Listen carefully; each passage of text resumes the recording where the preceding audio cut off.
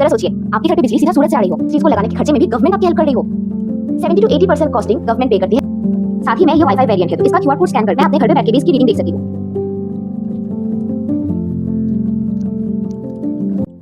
जरा सोचिए, आपके घर पे बिजली सीधा सूरज से आ रही है और तो और बिजली का बिल भी 0।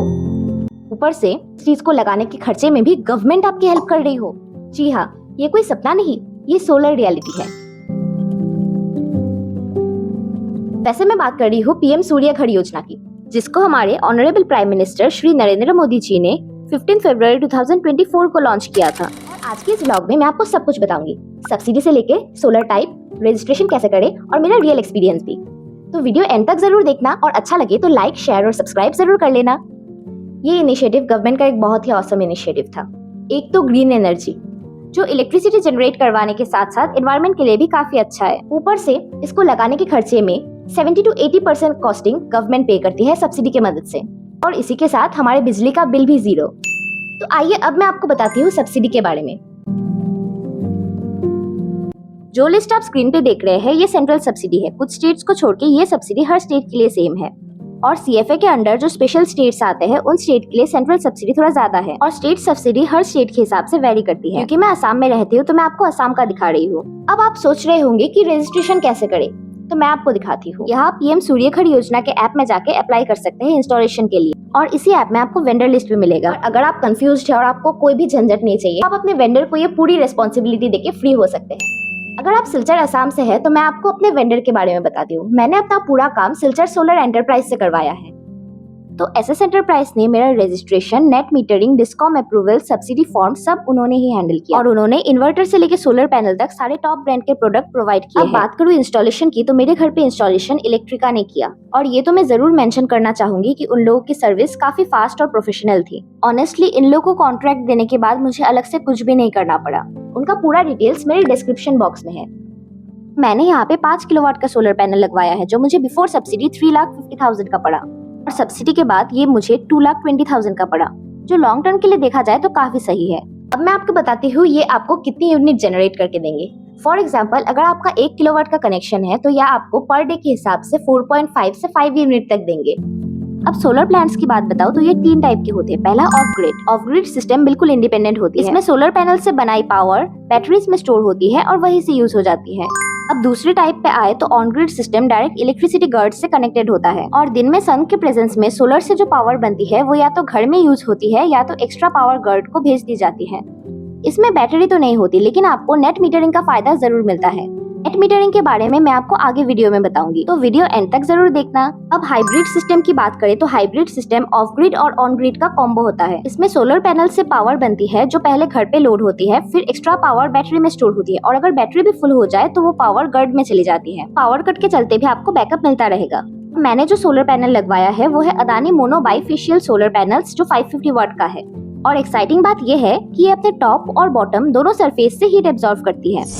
कुल मैंने 10 पैनल्स लगवाए हैं और पर पैनल मेरा 550 वाट का है। अब बात करें इन्वर्टर की, तो मैंने सनग्रो का इन्वर्टर लगवाया है। हेवेल्स के सोलर जैसे दूसरी कंपनीज का भी आप इन्वर्टर लगवा सकते हैं, और उस हिसाब से आपकी प्राइसिंग चेंज होती है। मेरे सनग्रो को लगाने का कारण इसकी अच्छी रिव्यू थी। साथ ही में ये वाईफाई वेरिएंट है, तो इसका क्यूआर कोड स्कैन करके मैं अपने घर पे बैठ के भी इसकी रीडिंग देख सकती हूँ, और इस ऐप पे मेरे सोलर की सारी रीडिंग्स लाइव अपडेट होती रहती है। साथ ही में इनकी ऐप काफी स्मूथ और इजी टू यूज है। मुझे आज तक कोई भी लैग या लेटेंसी फेस नहीं करना पड़ा। अब जो आप यहाँ देख रहे हैं वो जीआई स्ट्रक्चर बनवाने का काम चल रहा था। जीआई स्ट्रक्चर सोलर के नीचे वाला स्ट्रक्चर है। ये वाकई काफी स्ट्रॉन्ग होती है और हवा से हिलती तक नहीं है, और तो और मेरे वेंडर्स ने मुझे इसके नीचे सिविल वर्क भी करवा के दिया था, जिसने इसको एक्स्ट्रा स्ट्रॉन्ग बना लिया। ये जीआई स्ट्रक्चर उन लोगों ने 45 डिग्री एंगल में टिल्टेड बनाया था। इस तरह तेज हवा और आंधी भी सोलर को डैमेज नहीं कर पाती। और हाँ, मैं ये आपको जरूर बताना चाहूंगी कि थोड़ी देर पहले मैंने जो आपको बजट बोला था उसमें ये सिविल वर्क्स और बाकी सारे वर्क्स इंक्लूडेड है। एक्स्ट्रा आपको कुछ भी पे नहीं करना पड़ता। तो अब मैं आपको एक बहुत इंपॉर्टेंट टॉपिक के बारे में बताती हूँ, जो कि है अर्थिंग। और यहाँ पे 3 कंपलसरी अर्थिंग है। पहला एलए अर्थिंग, दूसरा स्ट्रक्चर अर्थिंग और तीसरा इन्वर्टर अर्थिंग। जो फर्स्ट अर्थिंग होती है वो होती है थंडरस्टॉर्म के लिए। जैसे अगर सोलर पैनल पे गलती से थंडरस्टॉर्म आती है तो वो इस एलए अर्थिंग से होके डायरेक्ट अर्थ पे चला जाए और सोलर पैनल को कोई नुकसान ना हो। यही है वो एलए अर्थिंग जो थंडरस्टॉर्म को सीधा अर्थ तक भेज देती है। सेकंड जो हमारी स्ट्रक्चर अर्थिंग होती है वो काफी इंपॉर्टेंट होती है, क्योंकि अगर कहीं से करंट लीक हो रहा हो तो वो करंट डायरेक्टली अर्थ तक चला जाएगा, और ये काफी जरूरी भी होती है, क्योंकि अगर ये ना हो तो इसके चलते आपको काफी भयंकर करंट भी लग सकता है।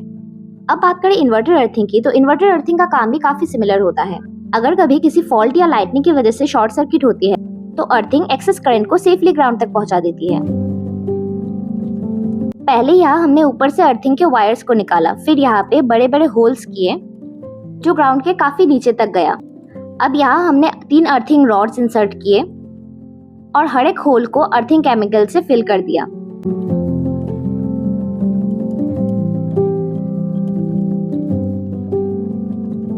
और फाइनली ये सब होने के बाद वायर्स को अर्थिंग रॉड से कनेक्ट कर दिया।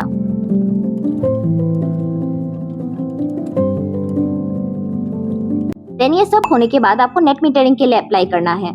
ऐसे तो अगर आपने किसी वेंडर को कॉन्ट्रैक्ट दिया है तो वही आपके लिए कर देंगे, पर मैं यहाँ आपको प्रोसेस बता रही हूँ। जैसे मेरे यहाँ पे एपीडीसीएल से इलेक्ट्रिसिटी आती है तो मैंने एपीडीसीएल में अप्लाई किया, फिर वहाँ से ऑफिसर आके आपका सब चीज इंस्पेक्शन करेंगे, जैसे आपकी अर्थिंग ठीक से हुई कि नहीं, आपकी कनेक्शन कितने किलोवाट के हैं। इन सारी चीजों का इंस्पेक्शन होने के बाद अगर सब ठीक रहा तो आपको अप्रूवल मिल जाएगा। 1 वीक के अंदर ही आपका सोलर पैनल स्टार्ट हो जाएगा। अब आप लोग के दिमाग में एक क्वेश्चन आ रहा होगा कि सोलर पैनल एक्चुअली में काम कैसे करता है। तो जो आपकी सोलर पैनल इलेक्ट्रिसिटी प्रोड्यूस करती है वो करती है डीसी करंट में, और बीच में जो इन्वर्टर लगा हुआ है वो डीसी को एसी में कन्वर्ट करके सोलर मीटर में भेज देता है, और ये सोलर मीटर यूनिट काउंट करेगी कि सोलर पैनल से कितनी यूनिट बन रही है।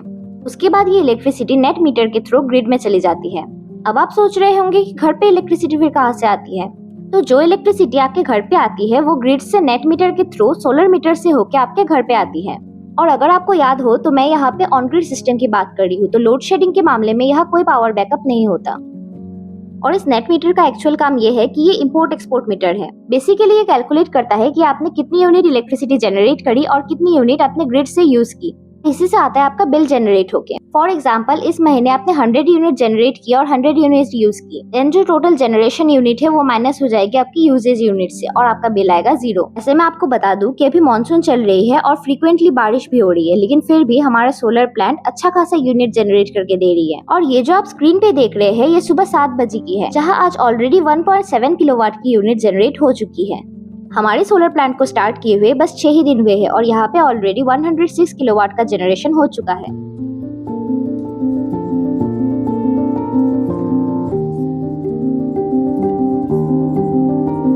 और एक और इम्पोर्टेंट बात मैं पॉइंट करना चाहूंगी, जो जीआई स्ट्रक्चर लगा के आप सोलर प्लांट लगवाएंगे वो बेस्ट होता है अगर आप साउथ फेसिंग में लगाए तो, क्योंकि साउथ फेसिंग में ही सोलर पैनल सबसे ज्यादा हीट एब्जॉर्ब करते हैं और एनर्जी जनरेट करते हैं।